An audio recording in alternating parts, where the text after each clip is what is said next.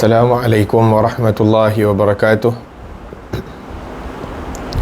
Bismillahirrahmanirrahim. Nawaina ta'alluma wa ta'lim wa tadhakura wa tadhkir wa naf'a wal intifa' wal ifadah wal istifadah wal hatha ala tamassuki bi kitabillahi ta'ala wa sunnati rasulihi sallallahu alaihi wasallam wa du'a ila al-huda wa dalalata ala al-khair ibtigha' wajhillah wa mardatihi wa qurbihi wa thawabihi subhanahu wa ta'ala. Allahumma inna nas'aluka fahman nabiyyin wa hifdzal mursalin wa ilhamal malaikatil muqarrabin.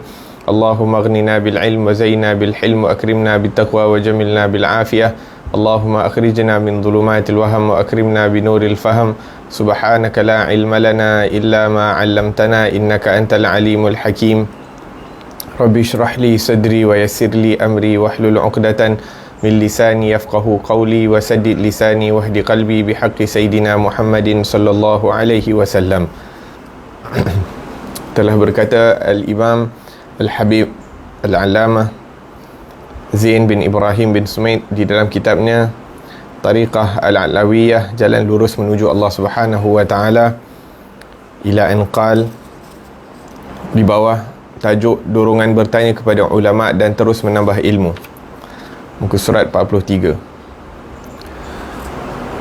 Allah Subhanahu wa ta'ala berkata kepada nabinya, dan katakanlah, Tuhanku, tambahkanlah aku ilmu.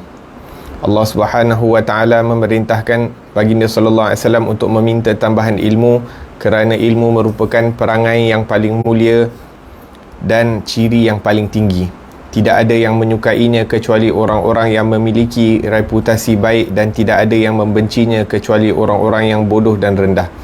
Itulah kesempurnaan yang diharapkan oleh orang-orang yang mencari tambahan dan merupakan simpanan yang diperlukan. Di antara doa Nabi Muhammad sallallahu alaihi wa ala alihi wasallam adalah Allahumma anfa'ni bima 'allamtani wa 'allimni ma yanfa'uni wa zidni ilma. Ya Allah, berilah aku manfaat dengan apa yang Engkau telah ajarkan kepadaku, dan ajarkanlah aku apa yang bermanfaat bagi diriku, dan tambahkanlah aku ilmu.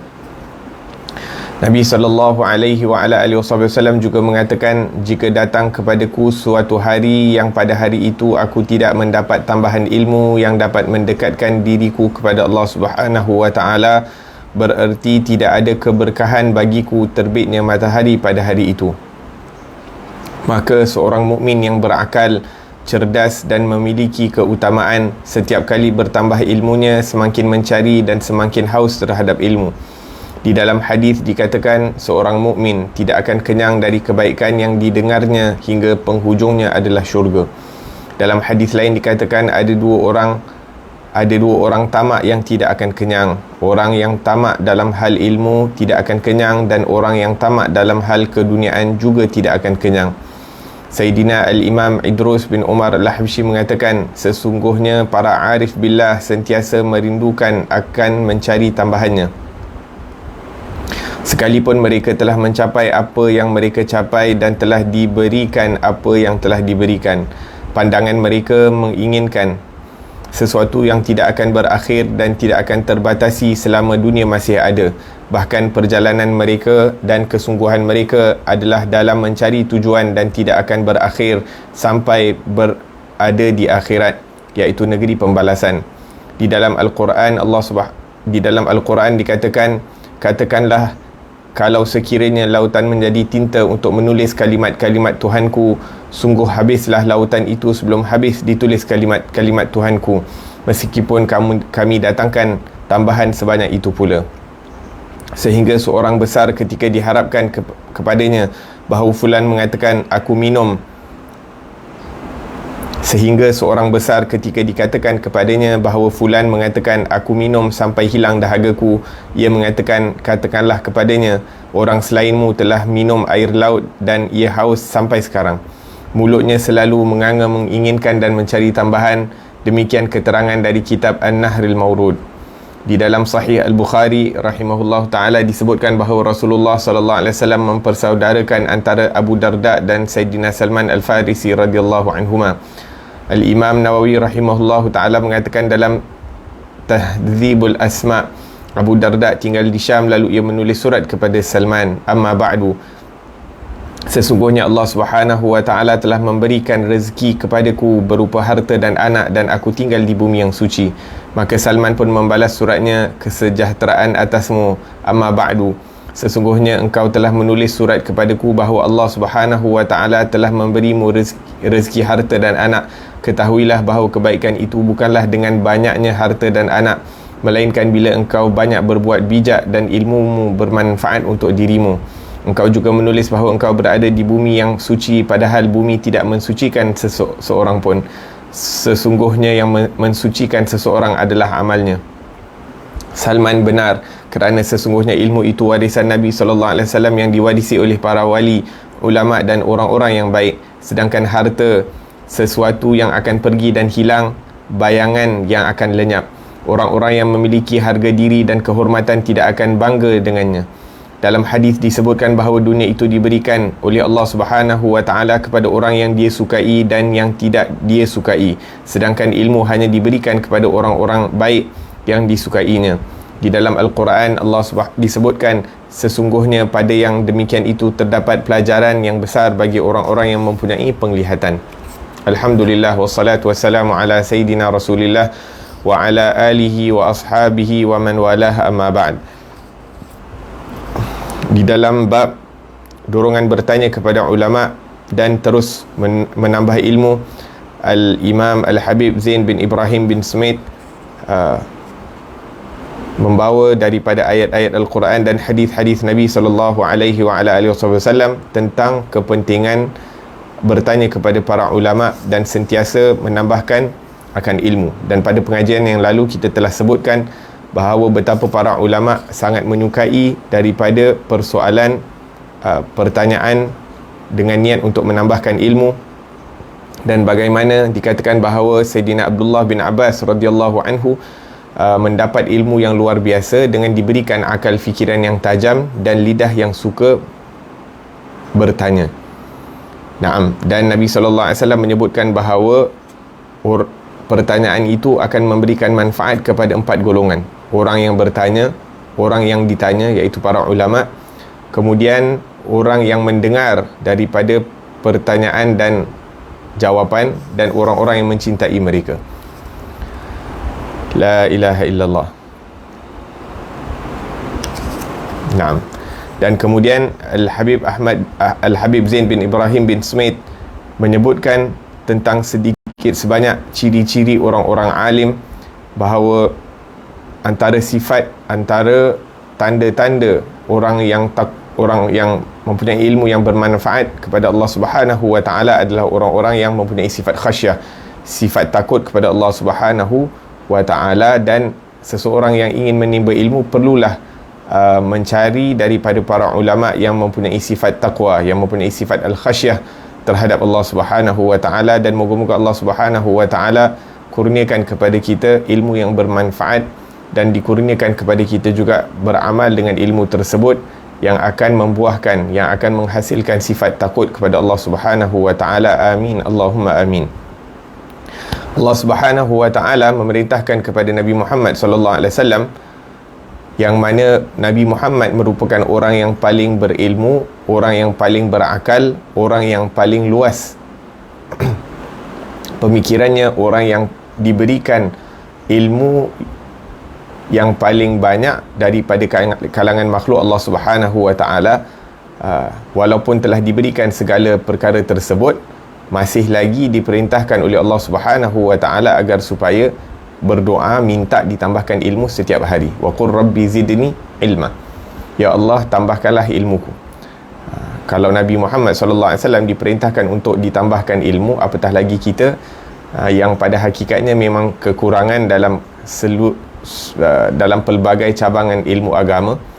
Bahkan kita minta daripada untuk mendapatkan kebaikan dunia memerlukan daripada ilmu, dan untuk mendapatkan daripada kebaikan akhirat juga memerlukan ilmu. Moga-moga Allah Subhanahu wa ta'ala kurniakan kepada kita ilmu yang bermanfaat untuk kehidupan di dunia, di barzakh dan juga di akhirah. Amin, Allahumma amin. Bahkan tanda orang yang mulia adalah seseorang itu suka akan ilmu. Tanda orang yang mulia adalah dia suka kepada ilmu, dan tanda orang itu tidak mendapat kemuliaan di sisi Allah Subhanahu wa taala, beliau tidak menyukai daripada ilmu. Bahkan dalam riwayat mengatakan, barang siapa yang ingin diberikan kebaikan oleh Allah Subhanahu wa taala, maka akan diberikan kepemahaman agama. Dan antara doa Nabi sallallahu alaihi wasallam yang disebutkan di sini adalah Allahumma anfa'ni bima 'allamtani, ya Allah berikanlah aku manfaat dengan apa yang engkau telah ajarkan kepadaku, wa 'allimni ma yanfa'uni, dan ajarkanlah aku apa yang bermanfaat bagi diriku, wa zidni ilma, dan tambahkanlah ilmuku. Agar supaya apa yang kita tahu bermanfaat, apa yang kita belajar bermanfaat, dan ditambahkan lagi ilmu yang bermanfaat daripada Allah Subhanahu wa taala. Disebutkan di sini, kalau kita melalui satu hari yang mana tidak bertambah ilmu kita, maka tidak ada keberkatan dalam hari tersebut. Maksudnya apa? Setiap hari perlu ada kebaikan yang kita lakukan, baik daripada ilmu, baik daripada amalan, baik daripada kita mendatangkan manfaat kepada orang lain. Maka itu merupakan keberkatan hari tersebut, bahkan keberkatan umur manusia.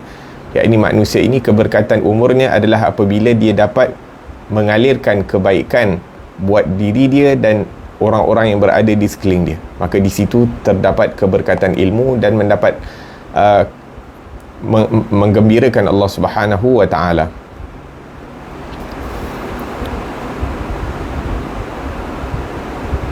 Naam.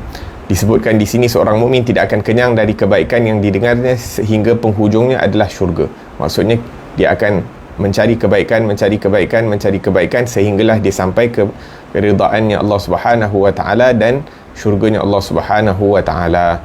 Dan dua orang yang tak pernah tamak, dua golongan yang tidak pernah kenyang. Satu, orang yang laparkan ilmu, orang yang suka akan ilmu, maka dia akan sentiasa mencari ilmu tersebut. Tidak ada perkara yang akan mengalihkan perhatian dia melainkan ilmu. Dia akan hanya mencari ilmu.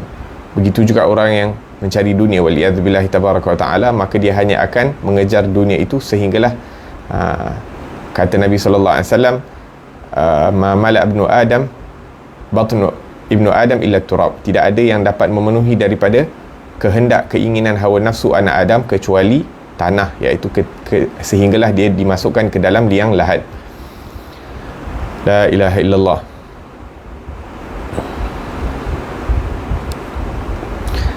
Dan ilmu yang terkait dengan Allah Subhanahu wa taala sangatlah luas, ilmu agama, sehingga dikatakan oleh seorang bahawa aku minum sampai hilang dahagaku, iaitu meminum air, iaitu menuntut ilmu sehingga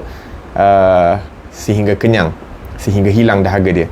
Maka dikatakan kepada dia, orang lain telah minum air laut, iaitu air ilmu yang lebih banyak daripada orang yang pertama tadi, akan tetapi sampai sekarang masih lagi kehausan, ingin mencari tambahan. La ilaha illallah. Dan disebutkan satu kisah di sini di antara Sayyidina Abu Darda dan Sayyidina Salman Al-Farisi, yang kedua mereka ini disaudarakan oleh Rasulullah sallallahu alaihi wasallam.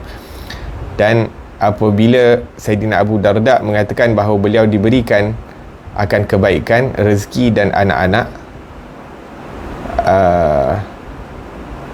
dan dia duduk di bumi yang suci, maka Sayyidina Salman Al-Farisi mengatakan bahawa yang kebaikan itu bukanlah dengan banyak harta dan banyak anak, akan tetapi kebaikan itu adalah apabila kita dapat menggunakan anak dan harta itu ke jalan yang dapat meridhakan Allah Subhanahu wa taala, ataupun dengan anak dan harta itu akan mendatangkan kita keridhaan Allah Subhanahu wa taala.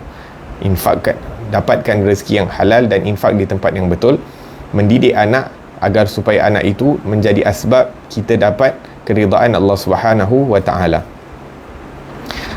Dan di sini Sayyidina Salman Al-Farisi mengatakan bahawa bumi tidak mensucikan satu orang, akan tetapi amal ibadahnya yang akan mensucikan diri. La ilaha illallah. Dan di sini juga kita pelajari bahawa as-sahabah radhiyallahu anhum, mereka saling bertanya keadaan satu dengan yang lain, dan mereka saling menasihati satu dengan yang lain. Mereka tak segan, tak ada nak jaga hati, iaitu bila perlu untuk memberi nasihat kepada saudara, kepada kawan-kawan. Dan di sini persaudaraan yang diikatkan oleh Rasulullah sallallahu alaihi wasallam di antara Saidina Salman Al-Farisi dan Saidina Abu Darda bukan hanya persaudaraan biasa yang umum, seperti yang disebutkan di dalam Al-Quran, innamal mu'minuna ikhwah, sesungguhnya orang-orang yang beriman itu adalah saudara, akan tetapi ini persaudaraan yang khusus, dijadikan Salman Al-Farisi dan Saidina Abu Darda ini persaudaraan yang khusus, dan apabila dipersaudarakan antara satu dengan yang lain dengan persaudaraan yang khusus, yang kita anggap satu orang tu kawan karib kita, kawan rapat kita, maka di situ terdapat hak-hak ataupun tanggungjawab yang lebih. Maksudnya bila diperlukan nasihat, diberikan nasihat dan sebagainya, diberikan peringatan, wahakadha.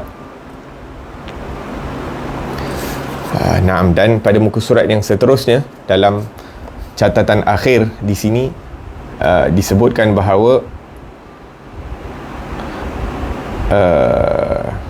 Imam Ash-Shibli Al-Baghdadi, beliau bersahabat dengan Al-Junaid dan para masyayikh lain pada masanya, tak ada bandingannya dalam hal dan ilmunya. Beliau seorang yang alim dan faqih dalam mazhab Al-Maliki, seorang arif, Syekh Abu Bakar Dulaf bin Jahdar Ash-Shibli Al-Baghdadi. Naam, dalam footnote nombor 53, Abu Bakar Muhammad bin Sirin, kita sebutkan pada pengajian yang lalu, beliau mengatakan al-isnadu minad-din, sanad keagamaan, sanad keilmuan ini merupakan sebahagian daripada agama, maka hendaklah kamu melihat daripada siapa kamu mengambil agama kamu. Maka beliau merupakan seorang imam dalam bidang fiqh dan hadis. Beliau merupakan contoh dalam sifat wara' dan seorang yang sangat unggul dalam mengertikan mimpi. Yang ini diajarkan ilmu untuk mentakwilkan mimpi. Kemudian bab yang kedua, keutamaan menyebarkan ilmu. Keutamaan mengajar. Ketahuilah bahawa di antara buah terbesar dari ilmu dan manfaat-manfaatnya adalah mengajarkan dan memberikannya kepada manusia. Itu termasuk pendekatan paling utama yang dapat menyampaikan pada kedudukan tertinggi. Sabda Nabi SAW, cukuplah menunjukkan kemuliaan hal itu, sesungguhnya aku diutus sebagai pengajar. Nabi Isa AS mengatakan, barang siapa yang belajar, beramal dan mengajar, maka ia diseru sebagai seorang yang agung di alam langit. Seorang alim hendaklah mengamalkan ilmunya terlebih dahulu, baru kemudian mengajar orang lain agar orang lain mendapat manfaat dengannya. Maka pahala dan ganjarannya akan tetap ia dapatkan selama ilmunya bermanfaat sampai hari kiamat. Rasulullah SAW bersabda, sesungguhnya di antara yang menyertai orang mukmin dari ilmu, amal dan kebaikan-kebaikannya setelah kematiannya adalah ilmu yang diajarkan dan disebarkannya.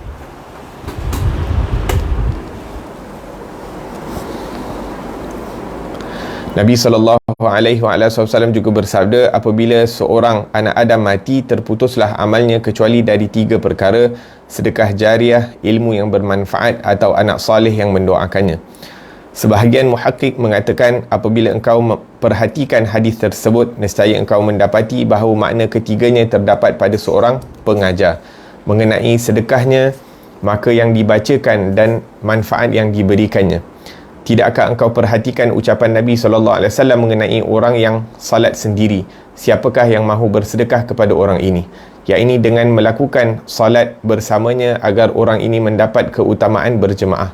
Seorang pengajar menghasilkan keutamaan ilmu yang lebih baik daripada keutamaan salat berjemaah bagi muridnya, dan dengannya ia mencapai kemuliaan dunia dan akhirat. Adapun ilmu yang bermanfaat telah jelas kerana ia menjadi sebab sampainya ilmu itu kepada orang yang mengambil manfaat dengannya. Mengenai doa yang saleh untuknya, maka biasanya yang dibaca oleh para ahli ilmu adalah doa untuk guru-guru mereka dan imam-imam mereka. Malah sebahagian ahli ilmu mendoakan setiap orang yang disebut sebagai periwayat suatu ilmu. Terkadang sebahagian mereka membaca hadis dengan sanadnya lalu mendoakan semua perawi sanad itu. Maha suci zat yang telah mengkhususkan orang-orang yang dikehendaki dari hamba-hambanya dengan anugerah besar yang dikehendakinya. Daripada Sayyidina Abu Hurairah radhiyallahu anhu, dalam sebuah hadis marfu' disebutkan, ada 7 perkara yang pahalanya tetap mengalir bagi seorang hamba setelah ia mati dan berada dalam kuburnya, iaitu orang yang mengajarkan ilmu, mengalirkan sungai, membuat perigi menanam kurma, membangun masjid, mewariskan mushaf, atau meninggalkan anak yang mendoakannya. Imam Jalaluddin As-Suyuti menyebutkan dalam bentuk syair berikut ini: idza mata ibnu adam laysa yajri alaihi min fi'alin ghairu ashrin ulumun bathaha wa du'a'u najlin wa gharsun nakhli was sadaqatu tajri wirathatu mushafin wa ribatu thagrin wa hafrul bi'ri aw ijra'u nahrin wa baitun lil gharibi banahu ya'wi ilaih aw bina'u mahalli dhikrin. Bila seorang telah mati, tidak ada lagi yang mengalir atasnya dari perbuatannya kecuali 10 perkara: ilmu yang disebarkannya, doa anaknya, kurma yang ditanamnya, sedekah yang diberikannya, mushaf yang diwariskannya, benteng yang dibangunnya, perigi yang digalinya, sungai yang dialirkannya, rumah untuk pendatang asing yang dibangunnya, atau tempat berzikir yang didirikannya. Di antara hadis mengenai keutamaan mengajar yang banyak jumlahnya adalah sabda Nabi sallallahu alaihi wasallam, sesungguhnya Allah Subhanahu wa taala, para malaikatnya, penghuni langit dan bumi, bahkan semut di lubangnya dan juga ikan mendoakan kebaikan atas seorang pengajar. Nabi sallallahu alaihi wasallam juga bersabda, sedekah yang paling utama adalah apabila seorang muslim mempelajari ilmu kemudian mengajarkannya kepada saudaranya sesama muslim. Nabi sallallahu alaihi wasallam juga bersabda, yang paling pemurah di antara kalian setelah aku adalah seorang yang mengetahui ilmu lalu menyebarkannya. Ia akan dibangkitkan pada hari kiamat seperti satu umat. Al-Hasan Al-Basri mengatakan, aku lebih mencintai mempelajari satu bab ilmu lalu mengajarkannya kepada seorang muslim daripada memiliki dunia seluruhnya, di jalan Allah Subhanahu wa taala. Demikian dikutip dari kitab Ihya. Terdapat pula keterangan yang menyebutkan bahawa Allah Subhanahu wa taala memberikan wahyu kepada Nabi Musa, pelajarilah kebaikan dan ajarkanlah kepada manusia, kerana sesungguhnya aku memberikan cahaya kepada orang yang mengajarkan ilmu dan orang yang mempelajarinya di kubur mereka, sehingga tidak merasa kesepian di tempat mereka. La ilaha illallah. Naam, di sini Al-Habib Zain bin Ibrahim bin Sumaid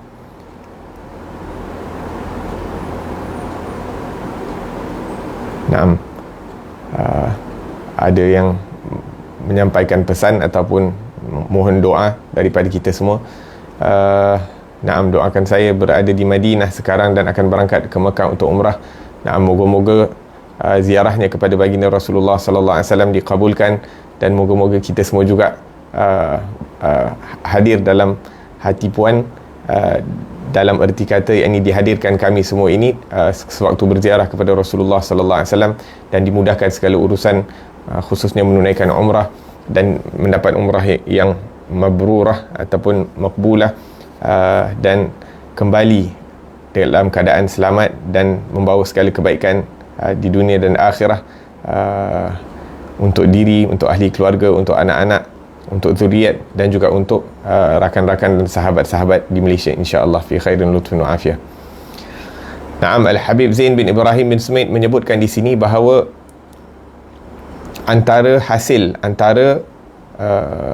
manfaat yang terbesar daripada seseorang itu mempelajari ilmu agama adalah apabila dipilih untuk mengajarkan ilmu tersebut, apabila diberi taufik oleh Allah Subhanahu wa taala untuk menyebarkan ilmu yang telah dipelajarinya, ilmu yang telah dipelajari dan ilmu yang telah diamalkannya.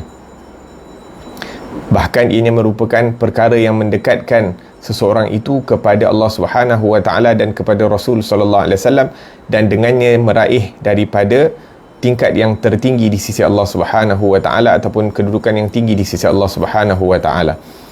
Bahkan Nabi sallallahu alaihi wasallam sendiri menyebutkan di dalam hadis, innama bu'ithtu muallima, sesungguhnya aku diutuskan sebagai seorang pengajar. Jadi sangat beruntung seseorang itu apabila dipilih untuk menerusi daripada kerjanya Nabi Muhammad sallallahu alaihi wasallam, iaitu sebagai seorang pendakwah, sebagai seorang pengajar, wahakadha. Nabi Isa AS mengatakan barang siapa yang belajar, beramal dan mengajar, maka ia disuruh sebagai seorang yang agung di alam langit. Mungkin dia tidak dikenali di bumi, akan tetapi penghuni-penghuni langit semuanya mengenalinya. Dia seorang yang menuntut ilmu, dia seorang yang mengamalkan ilmunya, dan dia seorang yang mengamalkan daripada ilmunya. Dan kita lihat orang-orang alim yang terdahulu, yang luas ilmunya dan sebagainya, bahkan sebahagian daripada mereka walaupun diberikan ilmu yang luar biasa, akan tetapi tidak mengejar akan kemasyhuran. Kalau diberikan kemasyhuran, Alhamdulillah. Kalau tidak diberikan kemasyhuran pun Alhamdulillah. Bahkan ramai daripada mereka yang tak mencari akan kemasyhuran. Mereka ini terselindung. Ramai yang tidak kenal akan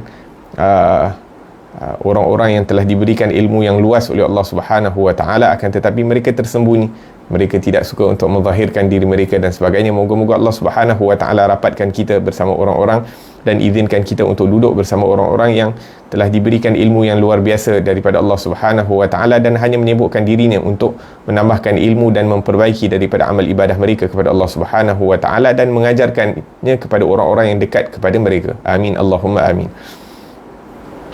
Dan di sini disebutkan bahawa seorang alim hendaklah mengamalkan ilmunya terlebih dahulu, baru kemudian mengajar orang lain agar orang lain mendapat manfaat dengannya. Naam. Baik, insya-Allah. Naam. Allahumma salli ala Muhammad. Naam. Yang terbaik bagi seorang penuntut ilmu ataupun seorang pengajar ilmu adalah dengan mengamalkan ilmunya terdahulu. Akan tetapi kalaupun dia tidak mengamalkan daripada ilmunya setelah dia mengetahui tentang ilmu tersebut, maka paling kurang dia menyampaikan.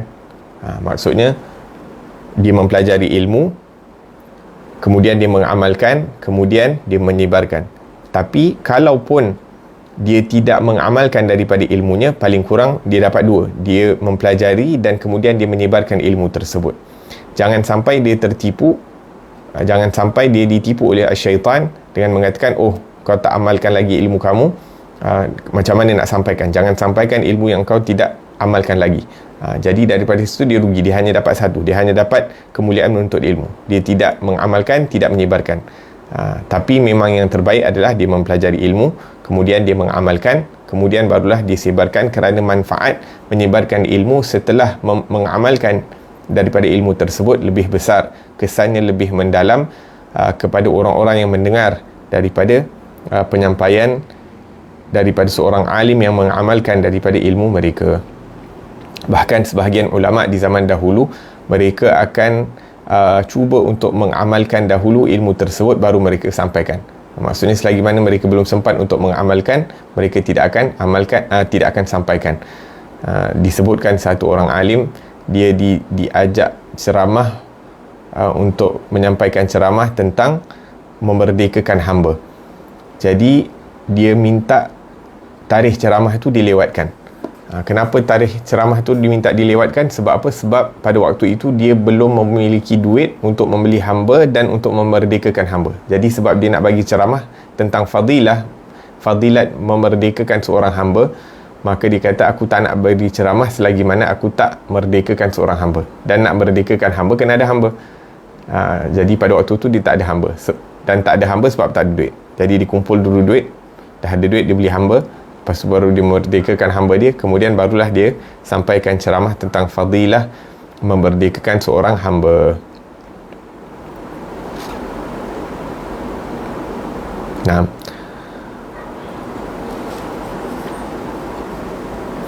Kemudian disebutkan tentang hadis Nabi SAW, iaitu apabila seorang anak Adam meninggal dunia, terputuslah amalannya kecuali dari 3 perkara: sedekah jariah, ilmu yang bermanfaat, dan anak soleh yang mendoakannya.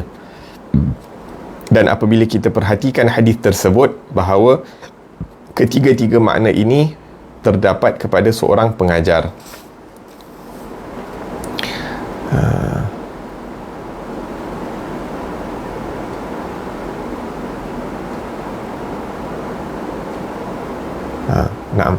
Kemudian antara yang disebutkan di sini bahawa mengenai doa yang salih untuknya, maka biasanya yang dibaca oleh para ahli ilmu dan doa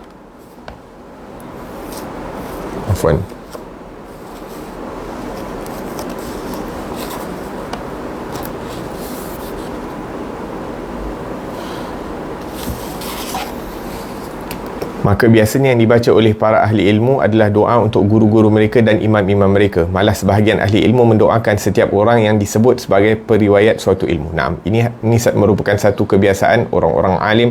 Mereka akan mendoakan kepada guru-guru mereka, bahkan akan mendoakan kepada guru-guru mereka dan guru kepada guru mereka sampai Rasulullah sallallahu alaihi wasallam. Maka salah satu daripada manfaat kita mengajarkan ilmu, kita didoakan oleh ataupun manfaat seseorang itu mengajarkan ilmu, maka dia sentiasa didoakan oleh anak muridnya. Bahkan disebutkan oleh Imam Ahmad bin Hanbal rahimahullahu ta'ala bahawa beliau tidak pernah meninggalkan untuk mendoakan kepada Imam Asy-Syafi'i rahimahullahu ta'ala setiap kali selepas solatnya. Wahakadha. Maka kita jangan lupa mendoakan kepada guru-guru kita, dan jangan kita lupa doakan kepada orang-orang tua kita yang telah meninggalkan kita. Moga-moga dengan berkat kita mendoakan mereka, kita juga mendapat keberkatan daripada ilmu mereka dan juga rahsia-rahsia mereka. Amin, Allahumma amin. Kemudian disebutkan di sini ada 7 perkara yang pahalanya tetap mengalir bagi seorang hamba setelah ia mati dan berada dalam kuburnya.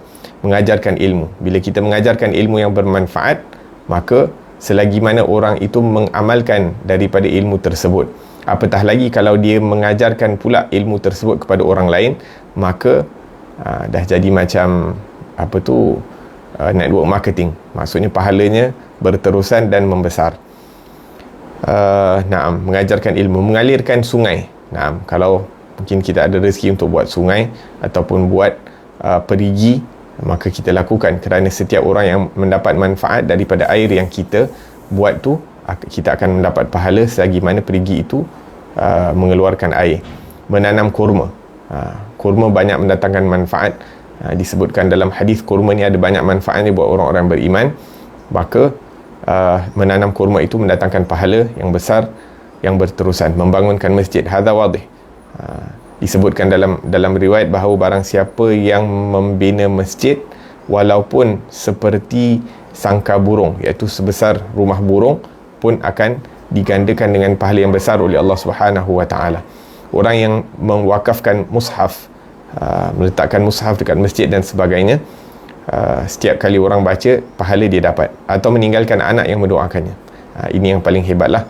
Kalau kita dapat ada anak, kita didik dengan didikan Islam, maka selagi mana anak itu melakukan amal soleh, maka kita akan dapat pahalanya. Bahkan sebahagian daripada para ulama mengatakan bahawa kalau kita boleh mengajarkan asas-asas Islam kepada anak-anak kita, alif bata, surah-surah lazim yang dibaca setiap hari, maka kita ajarkan sendiri, jangan biarkan orang lain mengajarkannya. Kerana apa? Kerana bila kita ajar sendiri, setiap kali anak itu membaca, maka pahala itu dapat kepada kita. Kalau kita mampu. Kalau tak mampu, kita hantar anak kita juga yang bayar, pun insya-Allah pahala itu dapat. Tapi yang lebih afdal kalau kita sendiri mengajarkan asas-asas Islam daripada alif bata, surah-surah lazim dan sebagainya, sehingga kita akan mendapat pahala setiap kali anak itu membaca ataupun sembahyang dan sebagainya.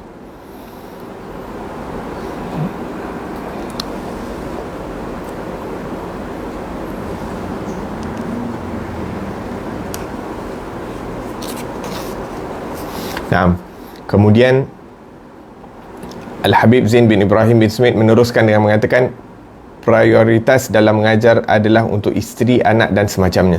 Dari Imam Ali radhiyallahu anhu disebutkan penafsiran tentang firman Allah Subhanahu wa taala, jagalah diri dan keluarga kalian dari siksa neraka. Allah Subhanahu wa taala berfirman, ya ayyuhalladzina amanu qu anfusakum wa ahlikum nara. Dikatakan ajarkanlah diri kalian dan keluarga kalian kebaikan. Maksudnya nak lindungi kita dan diri kita dan ahli keluarga kita daripada api neraka adalah dengan mengajarkan mereka akan kebaikan, ilmu yang bermanfaat. Ya, ini yang menyelamatkan mereka dari neraka. Dari Ibnu Abbas radhiyallahu anhu mengatakan, berilah pemahaman, ajarkanlah dan didiklah mereka. Muqatil mengatakan, hak seorang Muslim adalah mengajar diri, keluarga dan hamba sahayanya dengan mengajarkan kepada mereka kebaikan dan mencegah mereka dari keburukan. Saya, iaitu Al-Habib Zain bin Ibrahim bin Smith, nafa'anallahu bihi wa bi'ulumihi wa atalallah umrahu fi afiyah, mengatakan dalam hal itu terdapat petunjuk mengenai kuatnya kewajipan mengajar isteri, anak-anak dan yang seperti mereka. Mereka lebih penting dan harus lebih didahulukan daripada mengajar orang-orang selain mereka, kerana setiap pemimpin akan ditanya tentang orang-orang yang dipimpinnya. Habib Ahmad bin Umar bin Sumaid mengatakan, kebaikan terhadap anak yang wajib adalah orang tua. Kebaikan terhadap anak yang wajib atas orang tua adalah mengajar dan mendidiknya. Nabi SAW tidak banyak memberi dorongan mengenai kebaikan terhadap anak kerana hal itu telah tercakupi dengan adanya dorongan tabiat manusia untuk melakukannya itu, dan itu lebih kuat dari dorongan syariat. Berbeza dengan kebaikan terhadap orang tua yang wajib atas anak, syariat sangat memberi dorongan tetapi kedua-duanya sama wajib. Imam Ali radhiyallahu anhu wa ardah berkata, sesungguhnya seorang ayah memiliki hak atas anaknya, dan sesungguhnya seorang anak memiliki hak atas ayahnya. Hak ayah atas anak adalah ditaati dalam segala hal kecuali dalam maksiat kepada Allah Subhanahu wa taala yang Maha Suci. Sedangkan hak anak atas ayah adalah diberi nama yang baik, diajarkan adab yang baik dan diajarkan Al-Quran. Imam Al-Habib Abdullah bin Husain bin Tahir mengatakan dalam risalahnya yang bernama Silah Al-Ahl wal-Aqrabin Bita'limiddin, wajib atas bapa, ibu dan wali untuk mengajar anak-anak, keluarga, hamba sahaya dan setiap orang yang berada dalam tanggungan mereka tentang sesuatu yang wajib atas mereka, seperti iman, salat, zakat dan haji, dan memerintahkan mereka untuk mempelajarinya. Juga mengajar mereka tentang hal-hal yang diharamkan seperti zina, membuka aurat, mencuri, khianah, berbohong, ghibah, iaitu membicarakan orang lain meskipun yang membicarakan tentang orang lain meskipun yang dibicarakan itu benar, namimah iaitu mengadu domba, sombong, dengki, riak dan sebagainya, serta mencegah mereka dari hal-hal tersebut. Jika mengabaikan hal itu bererti mereka menipu, mengkhianati dan menzalimi orang-orang yang berada dalam tanggungan mereka.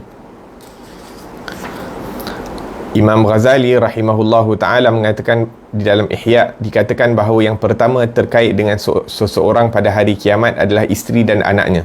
Lalu mereka berdiri di hadapan Allah Subhanahu wa ta'ala kemudian mengatakan, wahai Tuhan kami, ambillah hak kami darinya. Sesungguhnya ia tidak mengajari kami apa yang tidak kami ketahui, dan ia memberi kami makanan yang haram dan kami tidak mengetahuinya. Maka Allah Subhanahu wa ta'ala mengambil balasan untuk mereka darinya. Nabi SAW bersabda, mengapa beberapa kaum tidak memberi pemahaman kepada tetangga-tetangga mereka, tidak mengajari, tidak mengingatkan, tidak menganjurkan kepada kebaikan, dan tidak pula mencegah mereka dari keburukan? Mengapa beberapa kaum tidak belajar dari tetangga-tetangga mereka, tidak mencari pemahaman dan tidak mengambil peringatan? Demi Allah Subhanahu wa ta'ala, hendaklah suatu kaum mengajar tetangga-tetangga mereka, memberi pemahaman, mengingatkan, menganjurkan kepada kebaikan dan mencegah mereka dari keburukan. Dan hendaklah suatu kaum belajar dari tetangga-tetangga mereka, mencari pemahaman dan mengambil peringatan, atau akan aku segerakan hukuman untuk mereka di dunia. Jika antara tetangga dan tetangga mendapat perhatian seperti di atas, lalu bagaimana dengan antara anggota keluarga dan anggota keluarga lainnya? Dalam hadis lain dari Rasulullah sallallahu alaihi wasallam disebutkan, hak seorang anak dari ayahnya adalah membaguskan namanya, membaguskan penyusuannya dan membaguskan adabnya. Naam.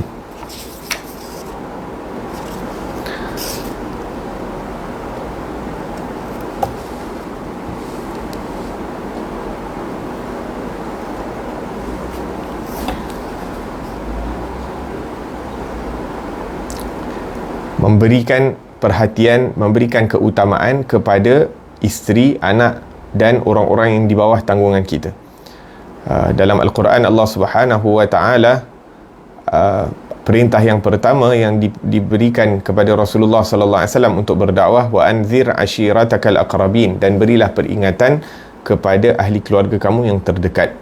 Maka di sini menunjukkan bahawa orang yang paling penting untuk mendapat perhatian seorang alim adalah ahli keluarganya sendiri.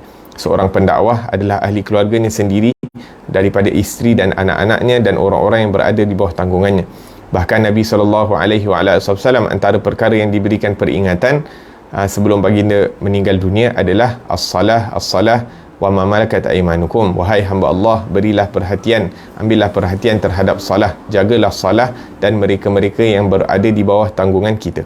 Maka ilmu yang seseorang itu peroleh, yang diberikan oleh Allah Subhanahu wa taala, orang yang paling perlu mendapat perhatian adalah ahli keluarganya. Bukan disibukkan dirinya dengan orang luar, berdakwah ke sana ke sini, akan tetapi ahli keluarganya tidak diberikan perhatian, ahli keluarganya tidak diberikan masa untuk diajarkan ilmu yang diperoleh oleh seorang ayah ataupun seorang alim. Naam. Daripada Sayyidina Abdullah bin Abbas mengatakan, berilah pemahaman, ajarkanlah dan didiklah mereka. Bahkan hak seorang ayah ataupun ibu kepada anaknya adalah untuk menjaga, mengajar mereka dan memberikan adab kepada mereka dan mencegah mereka daripada keburukan.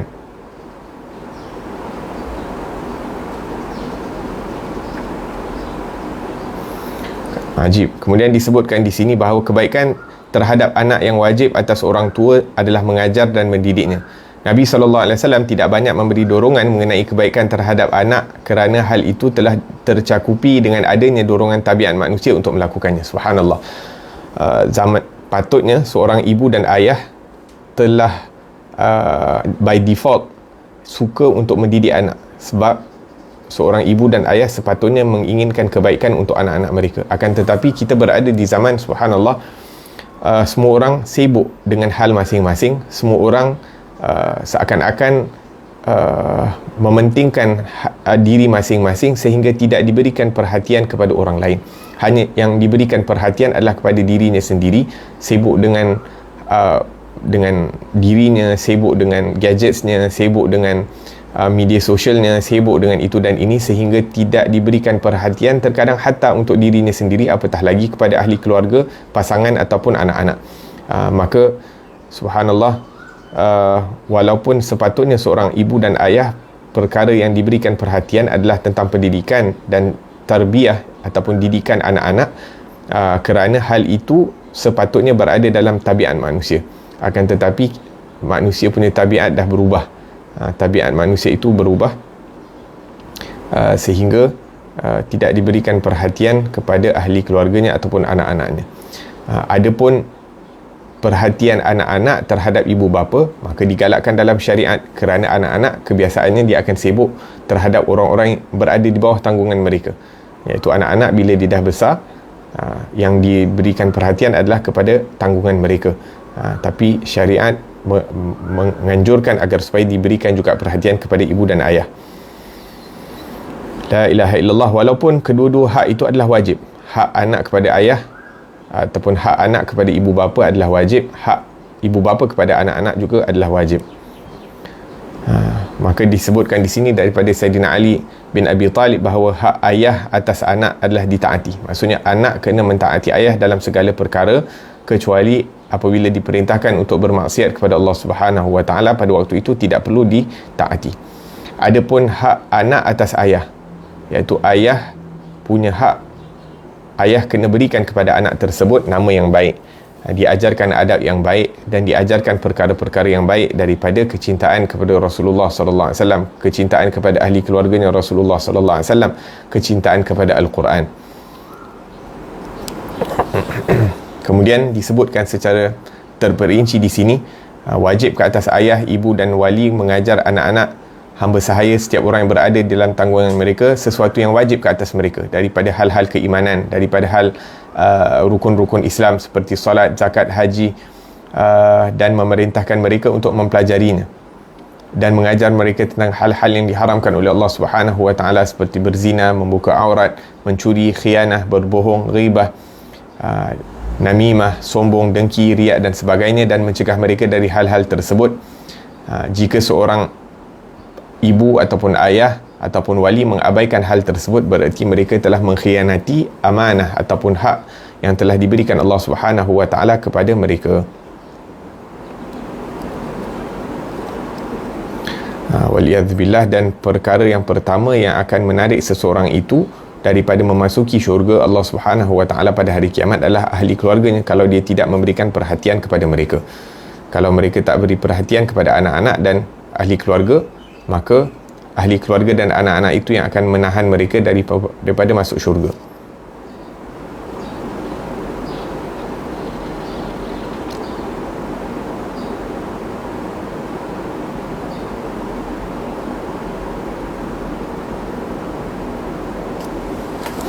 Naam. Kemudian dalam hadis ini disebutkan Nabi SAW bertanya mengapa beberapa kaum tidak memberi pemahaman kepada tetangga-tetangga mereka. Mengapa beberapa kaum tidak belajar dari tetangga-tetangga mereka? Maksudnya kalau kita orang alim, kita mengajar kepada ahli keluarga kita. Kalau kita bukan alim, ada orang di kalangan ahli keluarga kita yang alim, maka kita belajar daripada mereka.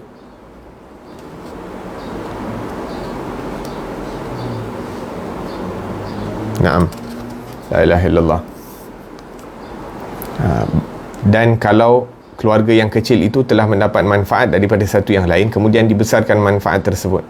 Maksudnya kalau small family, mereka dah ambil manfaat, yang ayah ambil manfaat daripada anak, anak ambil manfaat daripada ayah ataupun ibu dan sebagainya, maka dibesarkan pula pakcik-pakcik, sepupu-sepapat dan sebagainya. Kalau mereka boleh ambil manfaat, maka disampaikan manfaat tersebut, disampaikan ilmu yang bermanfaat itu kepada ahli keluarga yang lain. Dalam hadis lain Rasulullah SAW bersabda, hak seorang anak dari ayahnya membaguskan namanya, membaguskan penyusuannya dan membaguskan adabnya. Subhanallah. Kena beri nama yang baik, bahkan kena berikan ibu susuan yang baik. Maksudnya cari pasangan yang baik-baik, ataupun kalau kita nak hantar anak kita kepada pengasuh, kepada orang yang memberi susu kepada anak kita, maka dicari orang-orang yang baik. Bahkan antara adab menyusu anak adalah berada dalam keadaan taharah, berada dalam keadaan wuduk, berada dalam keadaan berzikir, sehingga sewaktu anak itu minum daripada susu ibu atau minum susu daripada ibu susuan tersebut, maka berada dalam keadaan yang bercahaya, berada dalam keadaan yang hatinya hadir bersama Allah Subhanahu wa taala, tidak lalai daripada Allah Subhanahu wa taala. Maka itu antara tarbiyah daripada segi spiritual, bukan tarbiyah daripada percakapan, akan tetapi tarbiyah daripada perbuatan dan tarbiyah daripada segi hal, yakni keadaan orang yang menyusukan anak tersebut. Kemudian disebutkan di sini tentang satu kasidah ataupun satu syair yang panjang yang ditulis oleh Al-Habib Al-Imam Tahir bin Husain bin Tahir tentang anjuran mengajar dan mendidik anak. Saya akan bacakan terjemahnya sahaja. Dalam ilmu, cahaya untuk penjaganya dan mengalir kepada orang lain, jin dan manusia. Belajar di waktu kecil seperti mengukir di atas batu, kuat dan mantap di hati selalu. Hati anak bagai batu tulis yang bersih, yang pertama dijumpa nampak nyata. Maka selama jernih hatinya, tanamkan yang membawa ke syurga. Jika tidak, tentera nafsu akan menguasainya dan akan menduduki tempatnya, sebab itu akan sulit mengusirnya, dan akan panjang penderitaannya jika membiarkan anak dengan hawa nafsunya dikala masih kecil oleh kedua orang tuanya. Tak lama pasti mereka akan melihat kedurhakaan dan sesuatu yang tidak mereka suka. Di hari kiamat akan mengajukan orang tuanya kepada hakim yang adil, lalu bertengkarlah keduanya kerana mereka lalai memenuhi hak anaknya yang diperintahkan saat 7 atau 8 usianya. Jika mereka mendidik dan memenuhi kewajipan, maka kebaktiannya akan membuat mereka gembira dan kebahagiaan mereka sempurna dan melimpah pula. Dari perbuatan anak yang baik dan bagus, aduhai kesian yang melalaikan anaknya, membiarkan mereka bagai binatang tidak berharga. Mereka akan tetap bingung dalam kejahilannya dan tidak ada yang mereka pahami kecuali meja makan, tabiat yang keras, senang dengan keadaan sia-sia, dan kesia-siaan menjadi ganti dari syurga. Alangkah merugi dan meruginya mereka di hari saling merugikan, hari yang nyata segalanya. Dan Sungguh beruntung yang telah mendidik mereka dan mengajarkan semua perbuatan bagus. Ia beroleh pahala dan terpelihara dari siksa serta penyejuk mata baginya kapan sahaja. Al-Imam Abdullah bin Alwi Al-Haddad mengatakan dalam risalah Al-Mudzakarah, sesungguhnya ketaatan yang dilakukan anak sebelum baligh akan tercatat dalam lembaran-lembaran amal kedua orang tuanya yang muslim. Jika mereka mendidiknya dengan bagus dan melaksanakan kewajipan terhadapnya sebagaimana mestinya, maka anugerah Allah Subhanahu wa taala yang diharapkan adalah mereka tidak akan disisihkan dari amal-amal saleh dan ketaatan anaknya setelah baligh. Bahkan mereka akan mendapatkan pahala sebagaimana pahala yang diperoleh anaknya. Hal itu dinyatakan oleh hadis-hadis mengenai ajakan menuju hidayah dan petunjuk kepada kebaikan. Maka sesungguhnya mereka telah mengajak kepada hidayah dan menunjukkan kepada kebaikan, bagaimanapun mereka telah memenuhi hak anak sebagaimana yang telah kami sebutkan dengan mendidiknya dengan baik, menyuruh dan mendorongnya melakukan kebaikan serta melarang dan mengingatkannya dari kejahatan. Dalam apa yang dikarang oleh Al-Imam Tahir bin Husain bin Tahir ini, yang disebutkan bahawa ilmu adalah cahaya untuk penjaganya, iaitu orang yang mempunyai ilmu akan diberikan cahaya, yang cahaya itu akan mengalir untuk diri orang tersebut dan juga diri orang lain. Dia akan menjadi ilmu, dia menjadi cahaya untuk diri dia dan untuk orang lain. Belajar anak-anak ini kalau dididik sewaktu kecil seperti mengukir di atas batu, ilmu tersebut akan kekal di dalam hati anak tersebut. Maka yang perlu diajarkan oleh orang tua bukan hanya daripada perkataan, bahkan orang tua itu sendiri sepatutnya menunjukkan contoh, sehingga setiap apa yang dilihat oleh anak-anak itu adalah perkara-perkara yang baik. Apa yang dilihat oleh anak-anak itu terhadap orang tuanya adalah perkara-perkara yang baik-baik.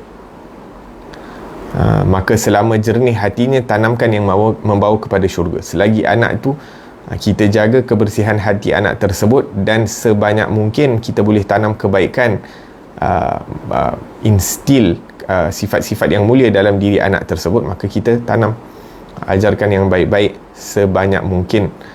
La ilaha illallah. Jika tidak, tentera nafsu akan menguasainya. Kerana bila tentera nafsu dah menguasai anak tersebut dah biasa menikmati daripada kenikmatan dunia, tanpa terhubung dengan Allah dan Rasul sallallahu alaihi wasallam, maka nafsu itu ataupun tentera nafsu akan duduk di dalam hati anak tersebut, sehingga bila anak-anak itu sudah suka daripada perkara-perkara yang melalaikan, perkara-perkara yang tidak bermanfaat, perkara-perkara yang tidak mendekatkan diri kepada Allah, anak itu sudah menyukai perkara-perkara yang tidak mendekatkan diri kepada Rasulullah sallallahu alaihi wasallam, maka akan susah untuk nak keluarkan tabiat buruk tersebut. Dan akan panjang penderitaannya. Jika membiarkan anak dengan hawa nafsunya dikala masih kecil oleh kedua orang tuanya, tak lama pasti mereka akan melihat kedurhakaan dan sesuatu yang tidak mereka sukai. La ilaha illallah.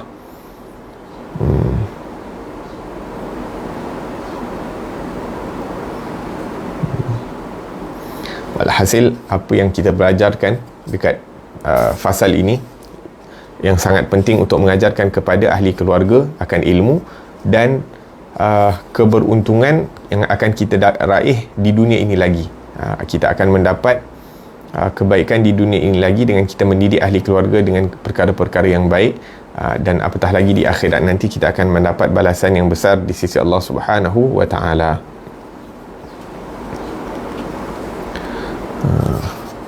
Allah Ta'ala alam. InsyaAllah kita akan berhenti di sini dahulu. Moga-moga apa yang kita baca ini akan mendatangkan manfaat, dan moga-moga apa yang kita dengari daripada keutamaan menambahkan ilmu, keutamaan mempelajari ilmu daripada orang-orang alim yang mempunyai sifat taqwa kepada Allah Subhanahu wa taala, daripada kepentingan ilmu yang telah kita pelajari, kita mengajarkan, kita mengamalkannya dan mengajarkan kepada ahli keluarga kita. Moga-moga Allah Subhanahu wa taala jadikan kita orang yang banyak mendatangkan manfaat untuk diri sendiri, ahli keluarga, anak-anak, dan kepada umat Nabi Muhammad sallallahu alaihi wasallam. Moga-moga Allah Subhanahu wa taala pilih ahli keluarga kita, anak-anak kita, zuriat kita hingga hari kiamat daripada orang-orang yang mempelajari daripada ilmu yang bermanfaat, mengamalkan daripada ilmu tersebut dan menyebarkan kepada umat Nabi Muhammad sallallahu alaihi wasallam, sehingga dengan ikhlas dan dengan istiqamah, dengan jujur sehingga akan mendapat tempat di sisi Allah Subhanahu wa taala fi khairin wa lutfin wa afiyah. Wa sallallahu ala sayyidina Muhammadin wa ala alihi wasallam. Walhamdulillahirabbil alamin wal afu minkum. Wassalamu alaikum warahmatullahi wabarakatuh.